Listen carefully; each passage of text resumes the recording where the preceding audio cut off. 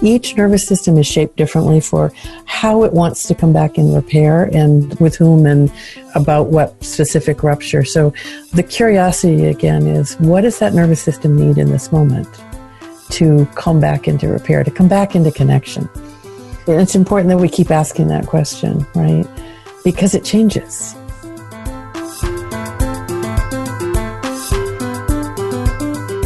Hey, everybody. Hey, everybody. Welcome to Therapist Uncensored. This is a podcast that breaks down interpersonal science into practical and understandable tidbits. And as you listen, I can just imagine little light bulbs of insight appearing above your head. You're going to be surprised and touched at what you learn about yourself as you get more accurate and in-depth view of your mind and your heart, and as you figure out those close to you.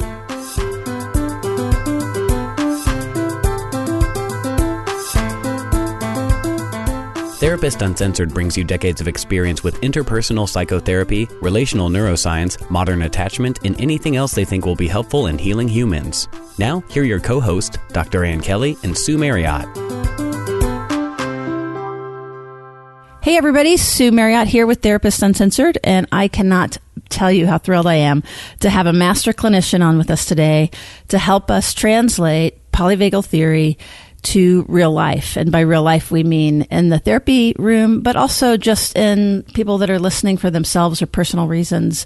These ideas can be translated at home with close others. So who is Deb Dana? She is a clinician and consultant. She enjoys working with trauma. She has a program that she's developed. It's a training series called The Rhythm of Regulation. And what she does with that is she travels internationally. And I'll be probably kicking off with wanting to hear some of where you've gone and anything you've learned from that, because I bet each training you probably pick up something new. But very importantly, she also has 2 books. One was co-authored with Dr. Porges, Clinical Applications of the Polyvagal Theory, The Emergence of Polyinformed Therapies. And can you tell us about the book that you just published? So yes, Polyvagal Theory in Therapy, Engaging the Rhythm of Regulation is my work. It came out of my creating workshops and then people asking in workshops, so what next? What do I do now?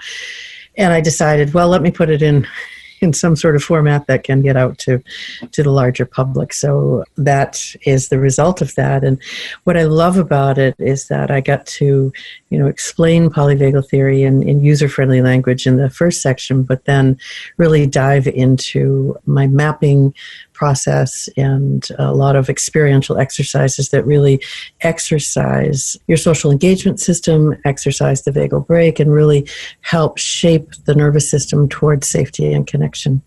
That's beautiful. And I know you've worked directly with Dr. Porges. Many of our audience will be familiar with him. He was on recently, and the little turkey even pointed out that I was having a hot flash and that I was on menopause. So he has a good sense of humor. But how lucky of you to get to work directly with him. Can you just tie your work together? Because what I love about what you've done is really done that what next and the extension.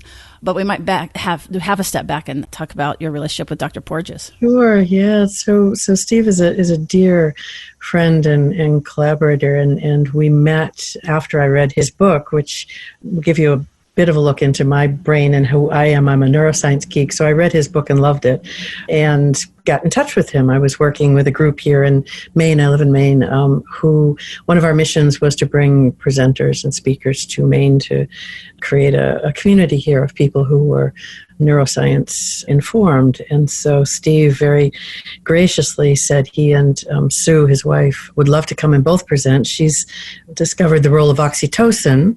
So he does his polyvagal theory and she does oxytocin, and it's a delightful combination. They came and spent a bit of time here with us. And I tease Steve now. I say, I think my nervous system found a kindred spirit in your nervous system when we met, and he was delighted that I was already playing around with bringing his theory into the therapy room, and it's kind of been, together since then. It's been a really lovely collaboration, and for those of you who've listened to Steve, you know what a brilliant scientist he is, and also what a humble person he is, and I really like to state that out loud because it's such a rare combination in in someone as brilliant as Steve is. So he's welcoming and friendly, and he really lives his theory. He lives the social engagement system. So yeah. So that led me to, off on this exploration of how to really help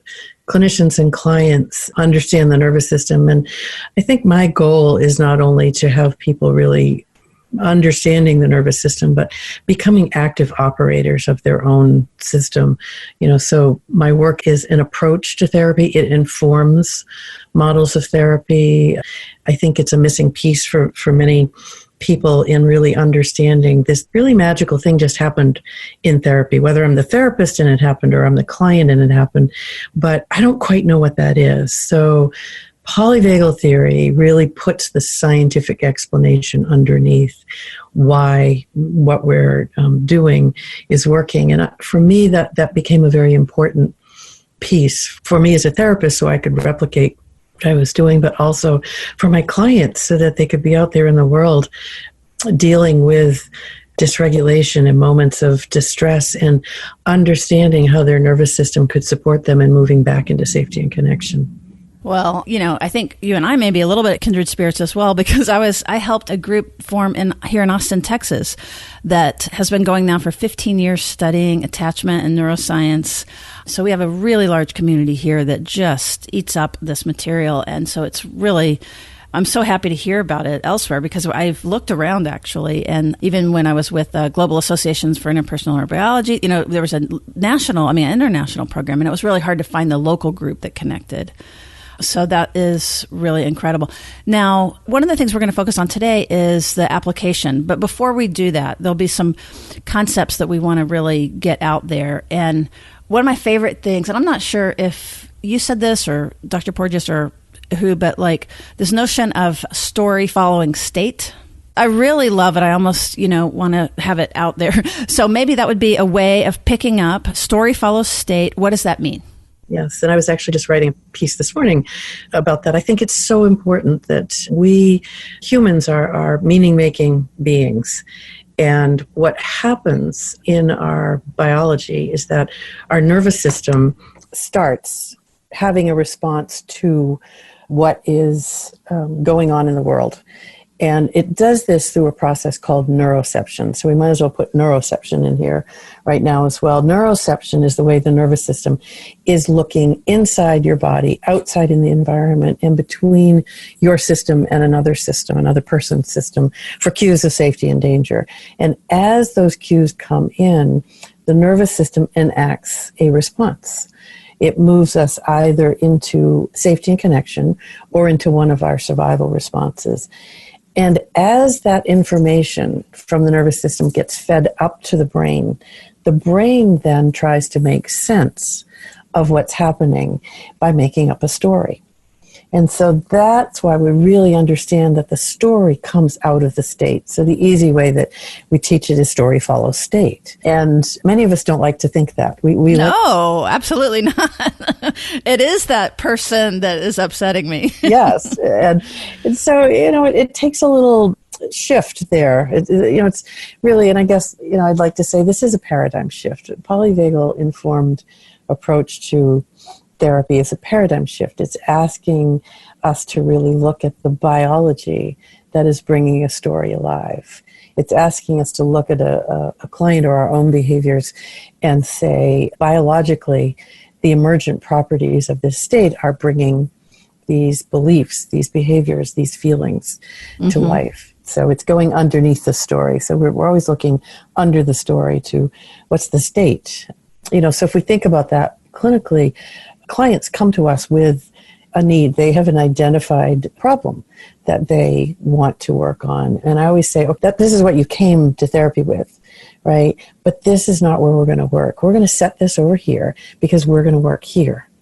Because once we can regulate your nervous system, this is going to look different, and you're going to know how to engage with this. And then we can work with this differently. But really, set this over here because we're going inside to explore your nervous system first and help shape your nervous system into patterns of connection, because most of our clients, and indeed many of us, have nervous systems that were shaped from our experience to be wary of connection, to move into protection, to one of those survival responses. Yeah. Yeah, no, that's great. And it is a change in therapy. It's changed how I've practiced therapy for sure in a really good way.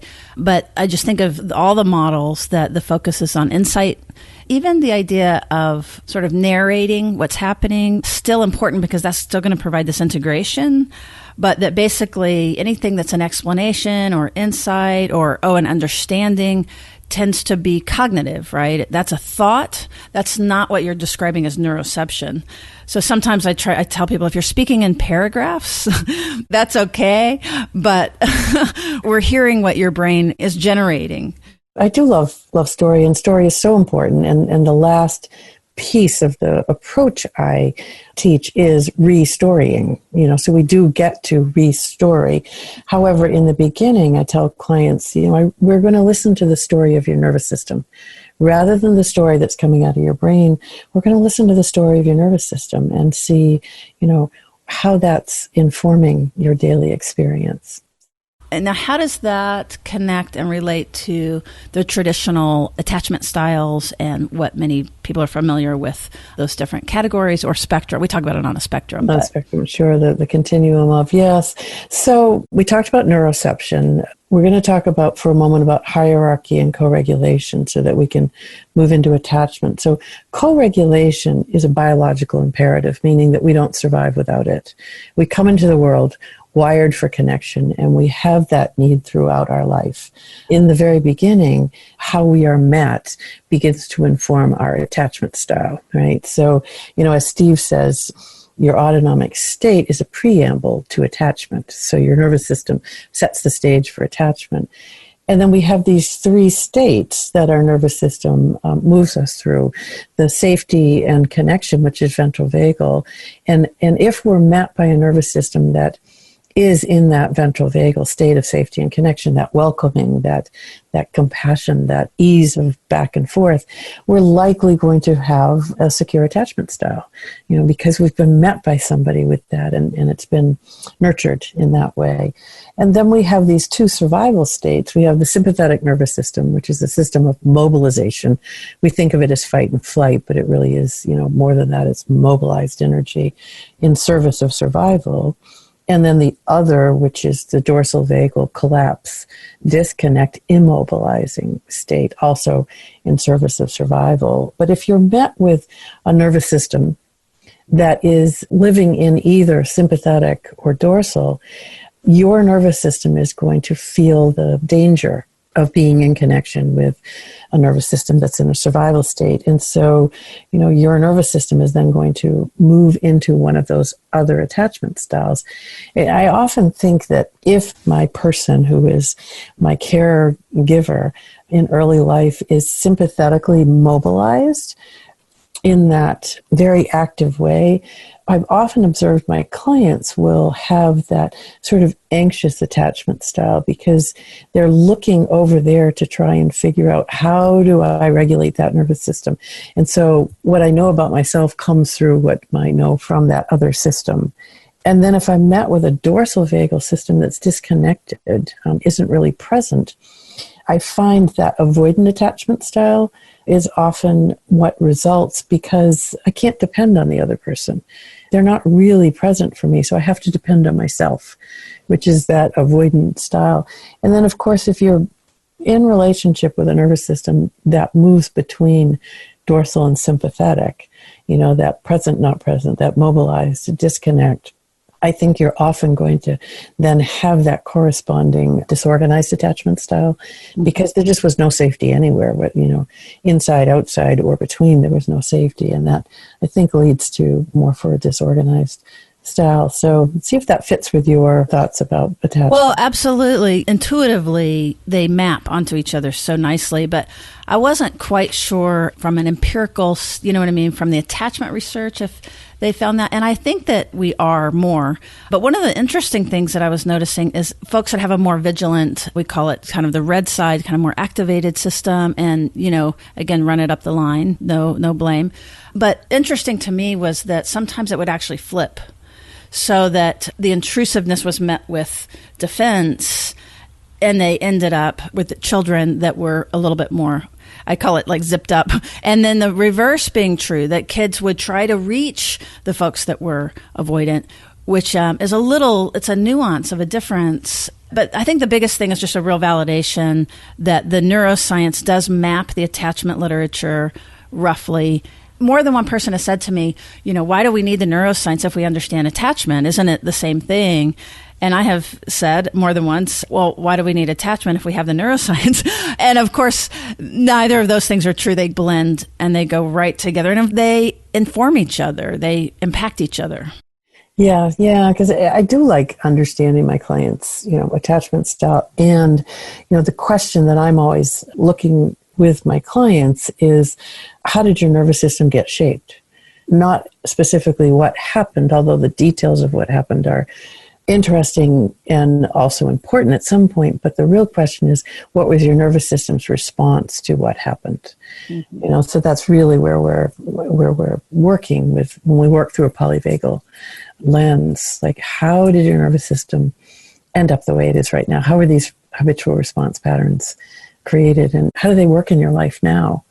Because, we know that experience shapes the nervous system, and ongoing experience reshapes the nervous system. So that's the hopefulness of polyvagal theory, is that it's the ongoing experience that is either continuing those habitual survival patterns or offering the possibility for moving into connection and creating new ones.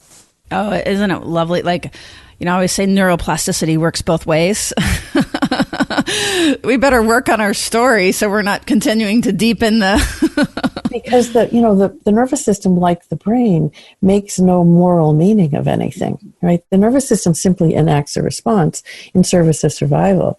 It doesn't assign motivation. We humans assign motivation and moral meaning to beliefs, behaviors, to stories. But the nervous system is simply acting to keep us as safe as we can. Yeah. Right, as it perceives that we need to be. You've said the mind narrates what the nervous system knows.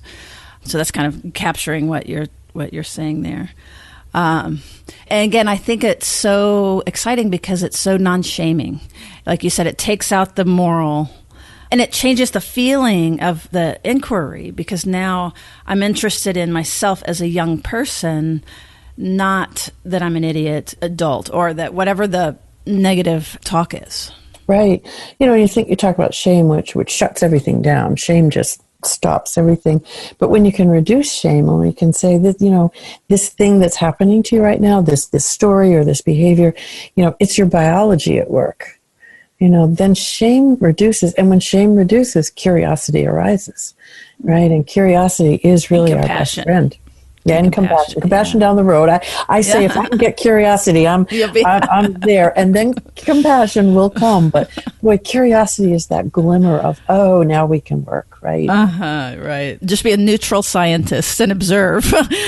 we don't have to have the heart on board quite yet, but it's getting there, though. It does get there, though. Absolutely, it opens the door for the heart to come in too. And it's interesting, especially working with couples or with parents and kids who, one person is dysregulated. If you can help the other kind of look over there and say, see, there's a nervous system that's dysregulated right now, right? It's not that he or she doesn't want to be in connection with you. It's that their biology is not supporting that right now.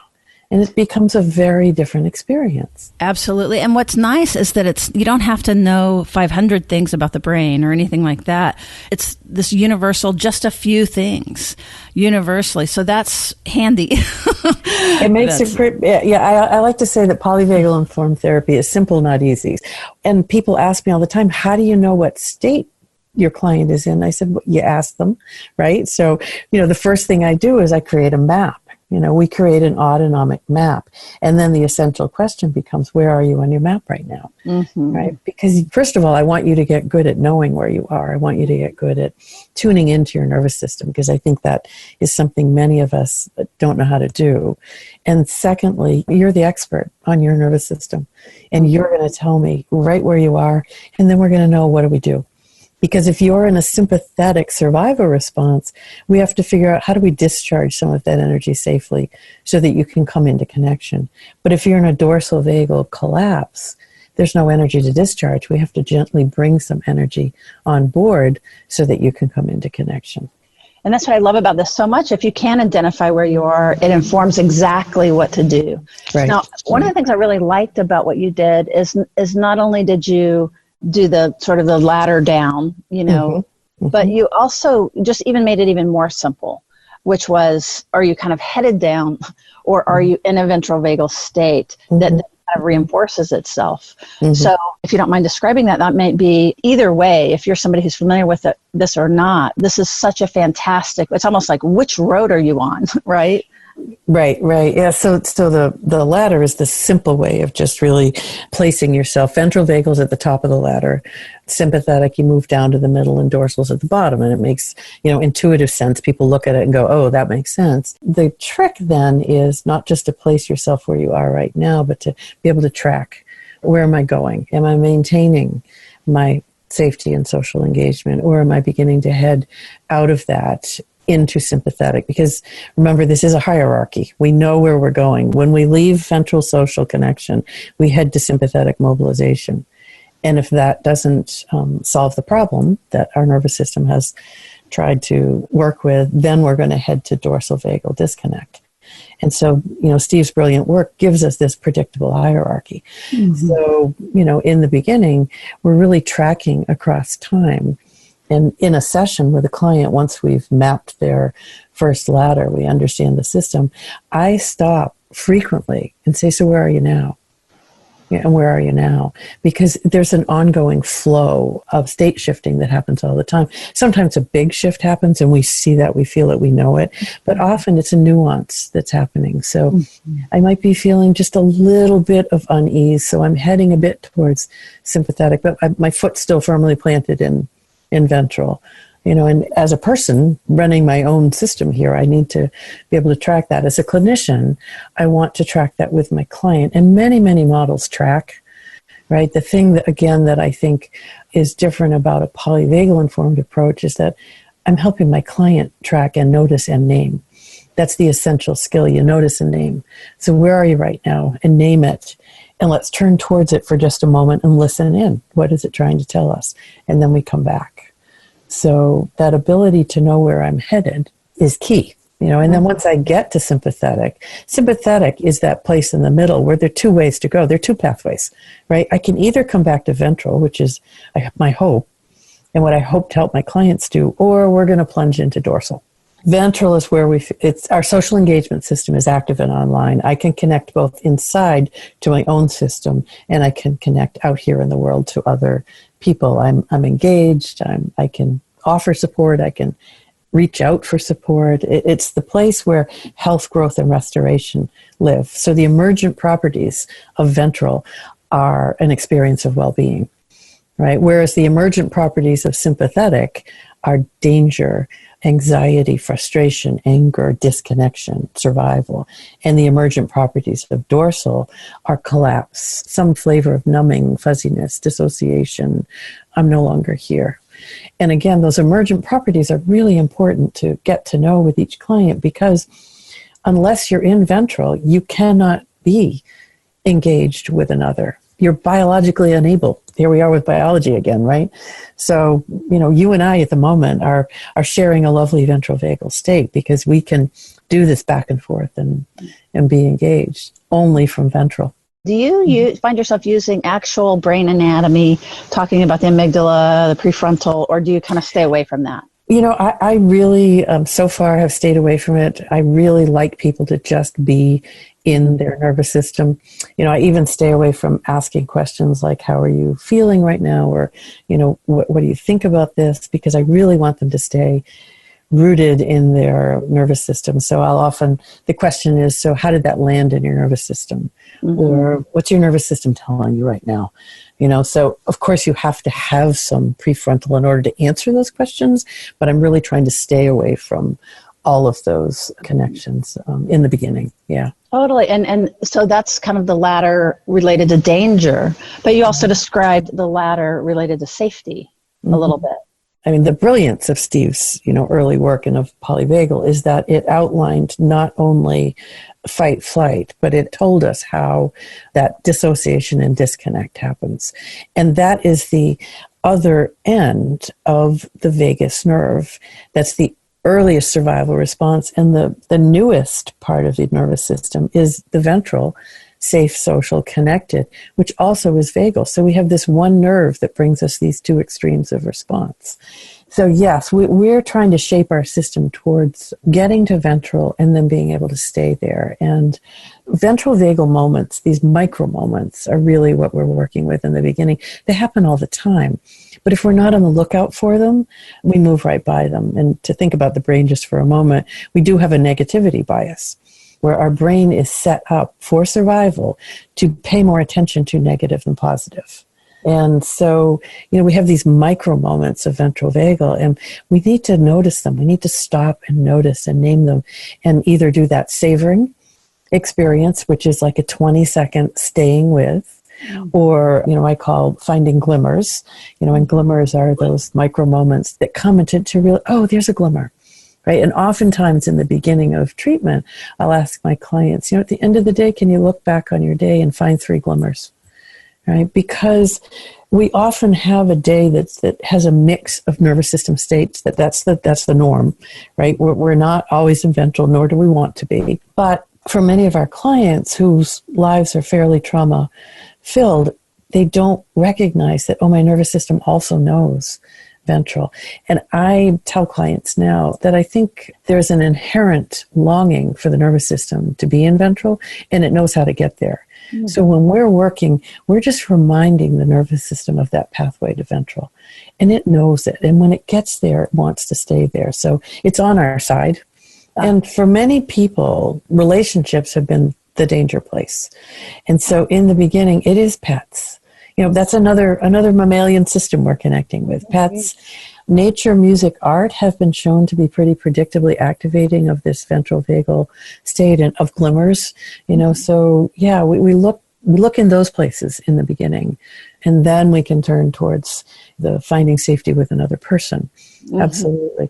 I have what I call ventral vagal anchors that in the beginning are how I help my clients begin to recognize who are the people, places, in your life. So I do the who, what, where, and when of ventral vagal anchors. And, it's just simply finding one person in the beginning, one person who, when you're around, you feel an invitation to safety and connection. So that's a who. Then a what is something you do, some little thing that again feels like it connects to your ventral. And then the where is a place. And the where is interesting. It may be out in nature. It might be a corner of your house. It might be, your local bookstore, coffee shop. So the where is fascinating to look for. And then the when it is the time of day, the day of the week. So if we can find the who, what, where, when, and have one in each of those categories, then we have something we start to build on. Yeah, absolutely. Then you have a menu kind of that you can pull up even if one or the other one isn't there. And I feel you focusing on that ventral for an important reason. Like you said, that so many people, especially people interested in this podcast or therapists working with folks who have had their nervous system just overwhelmed, like you said, with the bias towards looking for danger and being vigilant and being alert. There's some language also that you used. So earlier when I was talking about like which road you're even on, that, if you're already kind of it's not that you're perfectly there, but when you're in a place where that you are, like you said earlier, curious, where you're compassionate, where you're connected, that you can still move up and down the ladder just a little bit, but it's from this, it's almost like self-fulfilling kind of Yes, because once you're in ventral, then you tend to see more glimmers. You tend to have more of those experiences because your biology is allowing you to notice them and look for them. When you're in sympathetic or dorsal, it's really hard to see the glimmers. They're still there, but your biology is not letting you look for them. It's keeping you safe by focusing on survival or not being here in the first place. So I really think it's important to bring in those moments to savor.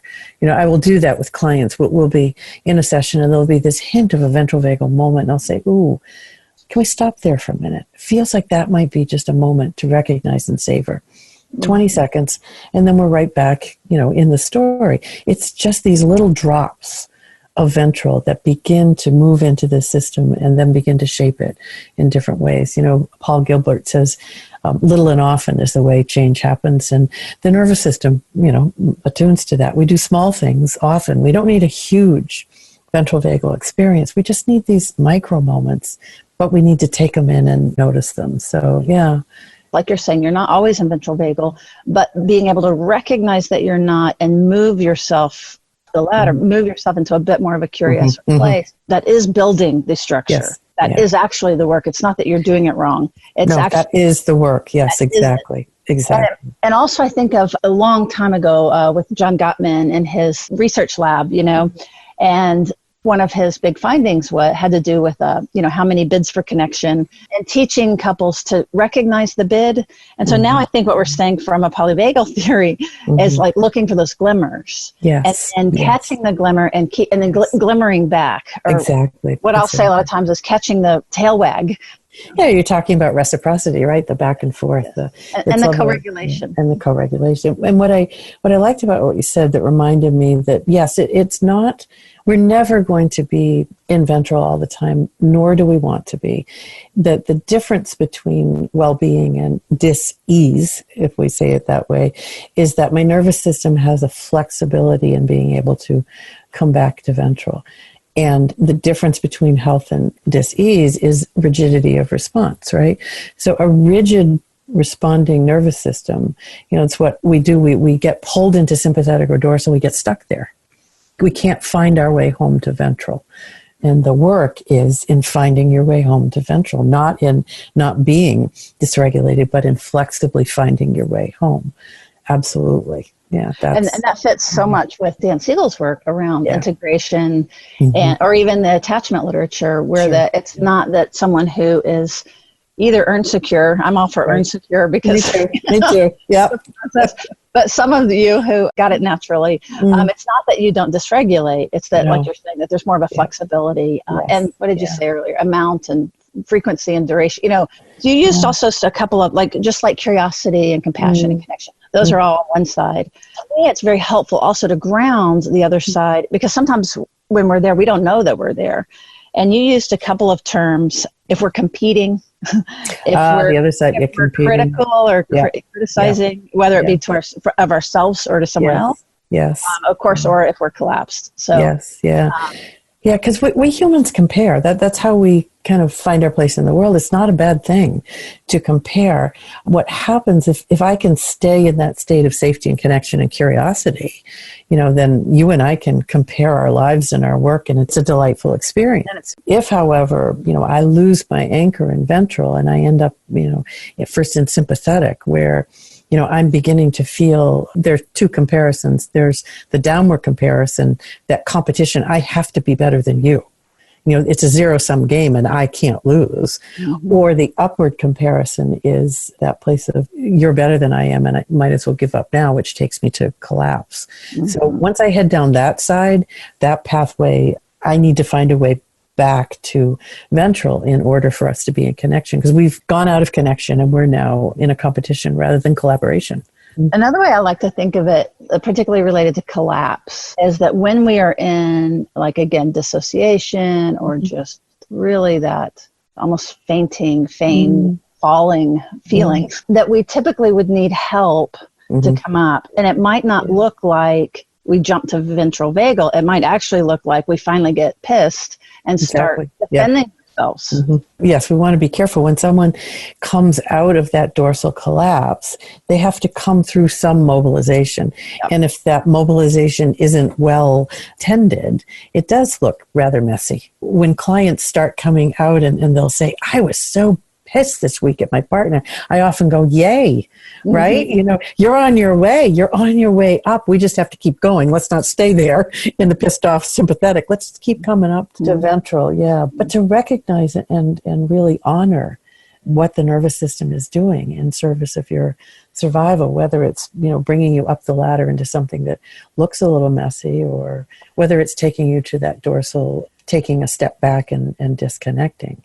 Right? The curiosity is, again, what are the cues of danger that you experienced, that your nervous system brought you here? And then how do we resolve some of those or reduce them? And then what are the cues of safety that your nervous system needs?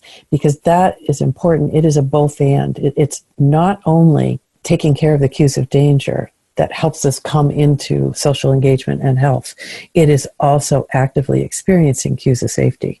So the question we're always looking at in therapy is bringing explicit awareness to what is an implicit process, right? Those implicit cues of safety and danger are happening all the time. We need to bring them into explicit awareness so we can name them. And then we can say, we can use these. We can either work to resolve the danger, and we can bring more cues of safety. And how do we get that out there in the world for you? Yeah. That's great. And again, it's another, insight alone isn't going to do the trick, or going into a closet and reading a self-help book. It's going to help in the little ways, but it isn't really going to get you there. Right. Another thing you said in the book that I really liked, because I'm wanting now to kind of keep grounding it into real life, and people just don't are kind of letting ventral and dorsal kind of fly over. Sometimes what I'll do is I'll really try to help people find the words associated with, for them, for their own thing. Absolutely. Like in dorsal or in sympathetic. What you did was you paired the word with the opposite word. So do you mind if I share a couple of these? Go for it. This is from Deb Dana's book. It stood out to me because I felt like, okay, now here's something I can hold on to. And for all of you listening, for you to begin to explore, even now with us, what your particular words are, and then what the opposite could be. And it's based on where you are on the ladder. So let's say if we're on the bottom of the ladder, to me, like I think of both in myself and what I hear for others, it's like the word unwanted, bad, I'm just bad, shame. What would be the opposite of those things? What am I wanting to do? What's the movement? It's interesting because I ask clients to do this exercise because everybody has a different word to describe, goes to a different place with that. And I learned early on not to make any assumption. I think that's one of the things we know when we're working with the nervous system, is to make no assumption. So for me, unwanted, the opposite of that for me, I think the word that I came to when you were saying it was connected. Yes. Right. Yes. So what would it be for you? For me, it would be more like wanted, right, or desired. Yeah, right. See, yeah, and you know when you reach the right word because your nervous system says, "Oh, that's it." That's it. You said wanted or maybe desired. You were already starting to play with, "Ooh, what is exactly the right word?" Yeah. Right, exactly. Yeah. And then a couple more of those, because I think these are the things that are really grounding. If you're okay with that, I was thinking in terms of, okay, so a more activated state, but that's still dysregulated. Here's mine. That's fine. I'll just do it myself. Right. Yes. Don't count on other people, hyper independence. Yeah, I go right there with you. Yeah. Yeah. High five on that one. But it's not dorsal, right? We feel like we're fine. No. But there's a problem. Right. When you feel energized, when you feel mobilized, but that, oh, I'm just going to do this myself, has a flavor of danger. It means I can't count on somebody else. I have to do it myself. That's your sympathetic nervous system. And the opposite, what would be the opposite for you of I have to be independent would be, I don't know what. What would that be for you? Mine would be, so you don't know everything. I love it. I can count on people. It's better to have a team. There's a lot of people that know more than you. That's great. And I think mine is it's safe to ask for help. Yes. Right. Nice. Yeah, that would be mine. So, and you can feel it when you've got that sympathetic mobilization where I have to do this by myself. It's really hard to reach for. It's safe to ask for help, right? Because your biology is putting distance between where you are and that ability to say, oh, it's safe to ask for help. So the work is, how do I get a toehold in ventral so that it is safe to ask for help, right? And, we were talking about navigating the hierarchy. When we have an anchor in ventral, we can then go visit sympathetic and dorsal without being hijacked by it, which really is the work we do with clients, but it's the work we do in our life, because already today, I've had a few opportunities to navigate down the ladder, as I'm sure you may have as well. And as long as I, had that toehold in ventral, I could feel it, I could be with it, I could say, oh, okay, my nervous system's attempting to help me, make it through this messy experience at the moment, and engage with my system differently. Oh, that's so sweet. Yeah. So my version was right before we came on. We're in a storm here. I'm on the Texas coast right now. And what that means is that the house is whistling. So where I'd set up to record, it was so loud. The whole house was kind of moving a little bit, and it was the loudest whistle. And I kept thinking, okay, can our editor get that out? My heart's starting to go, and I'm like, oh no, he's not going to be able to erase this listening. And so then, right before we got on, I'm running around the house trying to listen of the place. But at the same time, like you're saying, it's like I had kind of a humor to it. I was like, well, what's the worst thing? So people will hear a bit of a storm. That's okay. That's what happens at the Texas coast. Apparently, yes. And the only way you could do that was because you had some ventral energy in your system. And I'll tell you part of why is because we had met before, and I really just had this confidence that it would go well, and that we would have ease with one another. But I can't imagine if I didn't know you, or if I had a more frightening experience with you, my stress level would have been much, much higher. Yeah, and that's a great way to think about that, because you and I, our nervous systems had exchanged cues of safety before. We had this autonomic experience of connection. So today it felt like your nervous system remembered that and thought, oh, this is going to be, we'll figure it out. Right. You're right. If we had an experience of autonomic danger, a rupture that brought those danger, then today would have been a different experience for both of us. Absolutely. Just as we kind of wrap a little bit, if we could really kind of focus on what can we leave our audience with that is going to be the most helpful, the most practical. No pressure there, but no pressure there. Yeah, I was just thinking, that's a. Well, I have a thought just while you're getting your thought. Yeah. If that's okay. Yeah, please. To give you a second there. I just want to go back to these single words to kind of find yourself on the ladder. And these are just notes that I had taken. One of the things you had said, that if you're in sympathetic or kind of on that path, and I just related to this, like you feel disrespected, then in lower down, it might be, again, I'm not saying that this is what everybody feels, but what the idea would be to find your own map and your own experience, both when you begin to activate, which might be, what? Are you talking to me that way? Or just whatever that is. But if you're dropping, that the energy goes lower, and it might be more total, like whether it be the unwanted or lonely or isolated. I'm alone in the world. Yeah. And with ventral vagal, I think there's a feeling of being understood, being seen, being a part of, belonging. That's a good word. One of the things I do, because ventral, sympathetic, and dorsal are not exactly the most user-friendly words, although I do love the biology, I ask people to name their 3 states, which is really a helpful thing as we get to know. So, I was teaching last week, and we were using weather terms, and somebody was sunny was their ventral, stormy was their sympathetic, and foggy was their dorsal. Oh, I love that. That is wonderful. I have actually really wanted to shift the language on this because it is so heady, So what would yours be? Oh my gosh. I don't know, but I will tell you I did a playlist. Oh, you did? Oh, good. Yep. I did a music playlist, and it was so fun. And part of this, too, is being able to even relish some of these dysregulated states. Absolutely. Yes. And music is a way to do that. Absolutely. Yeah. And by the way, again, these are kind of take-home tips. Using your voice, whether that be humming or singing, is a way to activate both the ears, but also your tone and your pitch. The prosody of voice is what another nervous system is taking in. There's a lovely thought that it's intonation before information, that your nervous system doesn't listen to what someone is saying until it feels invited in by the intonation of the voice, right? So we're sending cues of safety or danger through our tone of voice.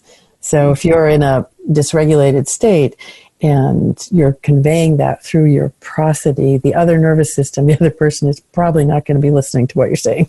That's right. Or they will be listening with their neuroception. And wanting to get out of there or fight, one or the other. Exactly. Or just not believing you, right? Yeah, one of the exercises that I have done before is basically like take a phrase. I've used I'm sorry. And then you kind of hear it or say it from each of the states, from Absolutely. Yeah. It sounds really different from it sounds very different. Sympathetic, it's like, I'm sorry, Exactly. Right. But then you can feel it as you move up the chain. And when we are more connected and we feel safer, there's really a way. You almost don't even have to say the words, but if you were to say the word, because they'll feel it, they'll see it in your eyes. But when you say it, it's believable. Yeah, and it's interesting because when you're talking about don't have to say it, and each nervous system has its own request for repair, right? So my nervous system might really want you to say, I'm sorry, and I might want to hear it. Another nervous system might want to have you show it instead. And another nervous system might simply want to look at your face and feel it. So again, each nervous system is shaped differently for how it wants to come back in repair and with whom and about what specific rupture. So the curiosity again is, what does that nervous system need in this moment to come back into repair, to come back into connection? And it's important that we keep asking that question, right? Because it changes. I love that. And again, that question is already, it's already safe and you're just now exploring. And thank heavens that we have this neural Wi-Fi because then we don't have to sort of memorize anything about someone else. It will emerge in the moment. It'll kind of come up in the moment. And if it doesn't, there's this notion of being in the presence of someone that stays in ventral vagal. That in and of itself really can help people up the ladder. Absolutely. And that as a therapist, that is my responsibility. It's my responsibility to be regulated and to be a regulating resource for my clients. And if we want to expand that a bit, it's my responsibility as a partner, as a parent, as a friend, as a citizen of the world to regulate and offer that regulation to others. So, when we look through the lens of the nervous system, we understand it in a different way. It's your biology needs to regulate so that you are offering cues of safety to others, and they can then regulate as well. And it doesn't mean that you can't use anger. I was thinking of our political system or fighting for things larger than ourselves. Absolutely. Yeah, that still can be a mobilized, healthy response. But without ventral vagal, at least we are connected to ourselves and connected to what we're doing, and we're going to be able to be more effective, even in protest or... Right. I can stand my ground. I can be very clear. I can be firm. That doesn't mean all syrupy sweet. No. It just means that I feel safe enough to put myself out there in the world in this way and to make demands that I expect to be met, right? You can feel it. But if you do that from a place where you're feeling danger or fear, if there are cues of danger in your system, then it's a very different experience. And when I make a demand, your system is going to fight back, right? If I make a demand, a request from ventral, we can have a conversation about it. Yeah, and because, part of it is there's a little bit of vulnerability. And then that turns on my nurturing versus if you're making a demand, then I'm more likely to, chest bump you or feel a little challenged or, like go into a little bit of sympathetic. It's like, what's happening here? Right, or don't want to be around me. Say, no, I don't want to deal with this. That's the flight response that is also sympathetic, Right, because I can hear the danger in... If it's a demand that's like, do this or else, even if you're not saying that, then that's where the danger comes in. It's like, oh no, our connection is threatened. Right. And, once we leave ventral, it becomes us and them, right? In ventral, there's a oneness. We're all part of the human community, right? Once I go to sympathetic, I'm against you. You are an enemy. You are no longer a friend, right? And as extreme as that sounds, on the nervous system level, that's what happens. We're no definitely. longer, it happens in a flash. Yeah. Mm-hmm. Yeah. So not a lot gets done cooperatively from that state because I see you as a danger to me. And then in dorsal, you don't exist, right? In dorsal, I'm alone in the world. There is no other being. So, an equally terrifying place in a different way. Yeah, and it's important not to misinterpret that as aggression. It's funny. It's like, yes, we can pout or we can withdraw or we can, because they're a little bit more sympathetic and you can kind of feel that versus going boneless, really dropping out, losing someone's eyes, that kind of thing. Yeah. And again, on our end, if we're the regulated system in the room, to be curious about what just happened and to not make meaning of it. I was working with someone who's, was in the substance abuse world and relapse. We think about relapse, to not make meaning, that says you didn't try hard enough, you didn't want it hard enough, you haven't reached bottom yet. It's a nervous system that dysregulated, and the emergent properties of that dysregulation were, whatever happened, right? So somehow we want to make story, and we need to make the autonomic story, not the motivational story. Well, I love that. And one more takeaway that I was just thinking about that I have also loved is if you don't know what to do, yes. If you're in trouble, go social. Go social. Yeah, whether that be to yourself, like, wow, Sue, you know what I mean? Like, or go like ask for help, reach out, text, For me, you'll appreciate this. Often my go social is to send a text. Yes. That's the most I can do. I cannot tolerate tone of voice. I cannot tolerate being out there in eye contact, but text is my best friend. And I have a certain circle of friends who I'll send a text and I get an emoji back. That's all I need. Yep, yes. Just an emoji. That's all I need. Yeah. That is exactly right. When we are disconnected, we're subject to our ghosts. We're generating things internally. So we're not going to read kindness in. No. So emojis are I sometimes think I wish I had we can generate emojis around our head, to really signal it's okay. There wasn't sarcasm in my voice, I promise. Yeah, right. But also because it's so comforting. It's like it's a little bit of a thumbs up, like everything's okay. And again, it shows us that we're looking for the right degree of connection, because if I'm in that place and you come and you bring your wonderful ventral vagal, my system may go, ooh, too much. Yeah. Can you sit over there and just send me an emoji? Put one over your head so I can see it. That's all I need right now. So again, to really be curious about what does your nervous system need right now, because I can show up and offer it, but I need to know what it is that would be most helpful. And again, it's an example of how individualized it is. And so speaking of individualized, we've got a whole bunch of people listening. Thank you so much for listening. Yeah. And I hope for each of you, if you can kind of begin to get a feel for what those three states look like, how you know you're in them, what are your automatic negative thoughts, and then what is it that you want to think. And so maybe we can wrap up on, just going back to that you're wanted, that you're valuable, that you're heard, that you're seen. And to be sure and find that in your community, right, in whatever way that you can.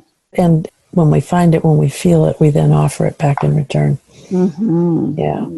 It's contagious. The other stuff is contagious too. Yes, it is. But so is ventral vagal. Absolutely. I like to think that ventral vagal energy is an unopposable force. And if you're listening and you don't necessarily in your community have the means or the capacity to reach out to someone professionally or to reach out to have a safe person, we do have a relationship with a group that it's called Good Help. And if you type in goodhelp.com/Therapist Uncensored, it's international. They work on a sliding scale. With that code of Therapist Uncensored, you're going to get some free therapy. They're professionals. They've been vetted. Obviously, if you can go face-to-face and in person, definitely. But we are heard in 172 countries. So people aren't necessarily, both culturally and financially and just access, have that capacity. So we really want you to use that. Again, it's goodhelp.com/Therapist Uncensored. So that way everybody who's listening will be able to find that connection. That is really a wonderful gift that you're offering. Oh, thank you. And you're offering such a wonderful gift. I'm so glad that you're on the tour. Is there anything coming up that you want to tell our listeners about? Oh, Lord, I seem to be all over the place. So summer is going to be a nice time to go Cape Cod, go to Kripalu. I think I'm most excited about some of the places I haven't been yet, and we'll be traveling around the world. So, and just got the mock-up cover for my next book, which is quite exciting. So, kind of keep going out there trying to help people have more that's wonderful. To shape the nervous system. So is there a hint? Is there a hint about your next book? Skills for therapists and clients to create safety and connection really comes out of the belief that it's not just in the therapy session, but between the therapy session that we need to be. Yes. Oh, I love that. That's shaping right. the nervous systems. Oh, that's great. Because a lot of the skills are free, and they are free. Yes. Yes. So that's awesome. Well, maybe we'll you can roll back around when you do that work, and we'll That'd be great. Talk about it in a little bit more detail. Beautiful. Yeah. So if folks were looking for you, how might they find you? My website, rhythmofregulation.com. Everything's there. You can, recorded interviews. This one will be there when it gets posted. There's the beginner's guide to Polyvagal Theory. You can download that for free on the website. Great. As a matter of fact, I think you had sent that to us before. And so if it's okay, we'll post that in the show notes. Yeah. And you can just therapistsuncensored.com/episodes. And then you can see all the episodes, and you'll see this one, and then you click on there, and then you'll get all of these resources. You're going to get links to the books. If you want to say those books again, particularly the one we've been talking about today. So we've been talking about Polyvagal Theory and Therapy, Engaging the Rhythm of Regulation. There it is, yes.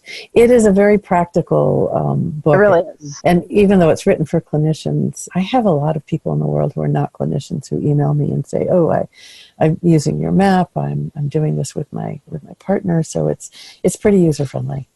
It really, really is. And there's so many people that listen to this podcast too, that listen for their own reasons or for their family, or just because they're lifelong learners and just love continuing to grow. Yeah. So that is so wonderful to get out of the choir, Yeah. Yeah. Okay. Good. Well, thank you so much. And hopefully we'll talk again soon. And let's do that. Really appreciate your generosity. Oh, thank you.